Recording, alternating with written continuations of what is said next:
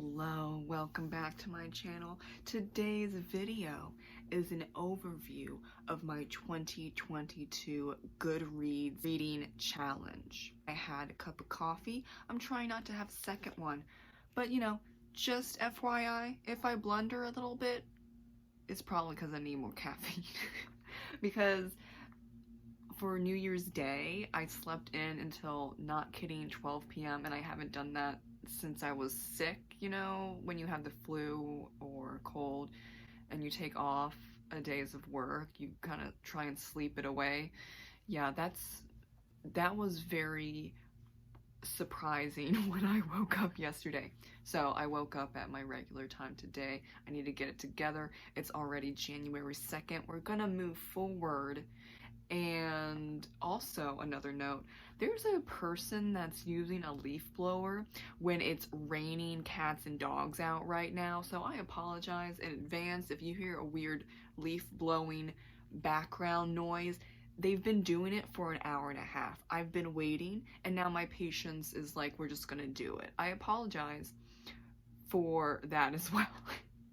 We're already starting off a little wonky, but it's okay. We're just gonna jump into it. First picture up, I read 90 books with a total of 25,338 pages read. And that is partly, actually more probably the majority, but I'm just gonna say partly, to do with the library reading and the book buying ban, because I had to wait to see if I could afford to buy a book versus I just put a bunch of books on hold for the library. I picked them up. If I didn't like them, then I DNF'd them, and I just simply returned them. And if I did like them, then, good for me, right? But I really got through a lot of books read because of the library and because of the lack of money involved. So that's basically why I could read 90 books in 1 year. And so that was like the last 6 months, I would say, where the book buy and ban happened. I'm happy that I have a library nearby that just opened, or else I would not have done 90 books. I probably would have done what my target was, and I think it was like 50 books. So I was 40 over. Pretty good number, I'm gonna say. Now, the shortest book, that was a truck. Oh my god. The shortest book, it's not a book, it's A Mother Speaks by Patrick Pierce, and that's a poem. I counted it because I read it in, which one was it? 1916 by Morgan Llewellyn. There were a lot of Patrick Pierce works within 1916 and 1921. I count it because it's a poem within a book, so it's fine, yeah. And the longest book that I read was The Wealth of Nations. That was not a book within a book, that was its own book. I'm gonna tell you that right now. Well, as you can see, it's very long. And that took long time, long years, but I just happened to finish it in 2022. Number 3, the third picture, the average book length was around 281 pages, and I'll say that the poems and the short stories that counted, or that I read in 2022, knocked that page count down, because there were quite a few books that were over 400 pages that it was pretty consistent. There were a lot of books that were 500 and 600, and then you had The Wealth of Nations that was like 1,000, and then Go Tell the Bees That I Am Gone was almost 1,000. But in the beginning of the year, when I was reading Morgan Llewellyn's books, it had poems within the book, so I counted both of them, and that's probably why it's only 281 pages for the average. And so now my first written review was Murder on a Midsummer Night by Carrie Greenwood. It's the Phryne Fisher Mysteries book series. Love it. I love that book in particular, so it's fitting that it happened to be the first written review of the year, and it's in January, last January. And I also am just amused by that because I learned that Phryne Fisher is a January baby, and I am as well. So we're twins, obviously. Now, my average rating was 3.99, and that's just amusing to me because that's like an ebook price. I don't know, weird stuff amuses me. Please, let's carry on though. The highest rated book on Goodreads that I read was The Easter Proclamation of the Irish Republic, yeah, 1916 by Thomas S. Clarke and Patrick Pearse. That was the same, that was in 1916 in Morgan Llewellyn's book of the same wording, numerical wording, whatever, that I read very early in this year.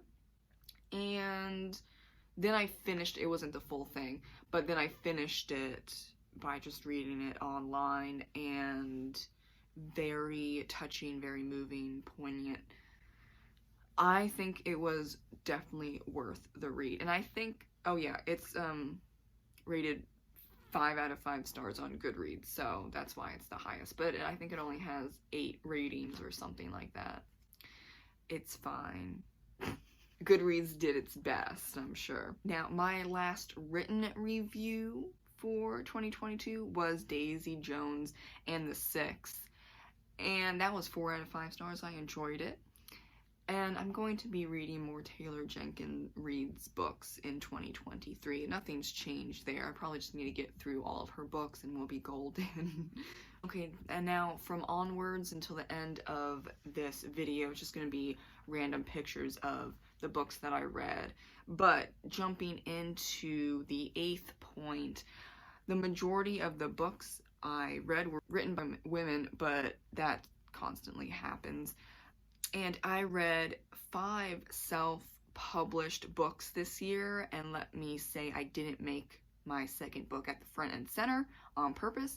That was Goodreads, I'm just saying, and that cover is going to be changed, so it doesn't even matter. It is aging my video as we speak, but it is what it is. Now, my reading challenge will be 70 books, and I'm just doing that because I don't know what's gonna happen, and maybe something good or bad will happen this year, or multiple things like it did last year. Mainly bad, but you know, we roll with it, you know. And maybe then I can't, you know, get to 90 like I did in 2022, but I think 70 is perfectly acceptable. I know there's a lot of people that are doing like 10 books. That I can do within a month. So I do want to have a bigger number because I know for a fact, thanks to the library, I can read 90 books around that, give or take. So I'm just giving it myself a buffer. So I'm doing 70 instead of 90.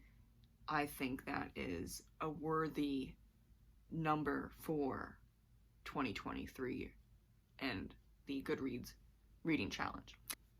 And as always, I will do videos, review videos, on books that I enjoyed, and just a minimum of 3 stars, but it's usually going to be 4 or 5 stars.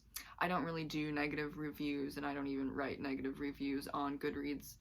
I just don't have the time or energy, nor the care to do so.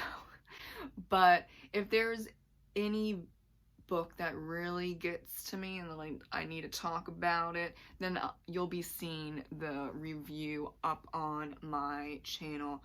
And that's just for summary and for reference, because I do sometimes get new people saying, why don't you do negative reviews? I don't, because I just don't have that type of energy. I want positive energy on my channel. So I'm just doing stuff that I enjoy, and I don't enjoy talking about books that I don't like. I just move on. I just like to keep it flowing. Positive flow, that sounds weird. I said that and then Yeah. Am I gonna cut that out? I don't know. Let's see.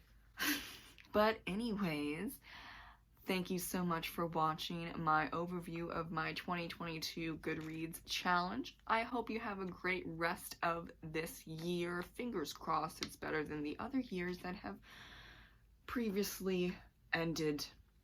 But I'm gonna knock on wood for everyone, including myself. I really do hope 2023 is better overall. And that also means reading even more fantastic books. I didn't read that many bad books, but there were some that were disappointing, that were just like, wow, I didn't want to read that. So I hope to have a lot of good books read for 2023 and to hit or go over the 70 books. And I hope you also have fantastic reads as well. Let's keep the minimum of bad reads low because we need the positivity. We need to enjoy reading. We need to enjoy reviewing. We just need some more positive energy out there. Because, like I said, it hasn't been the great few years. So I think that reading fantastic books will help you feel just a little bit better. Bye. Have a great reading and writing day.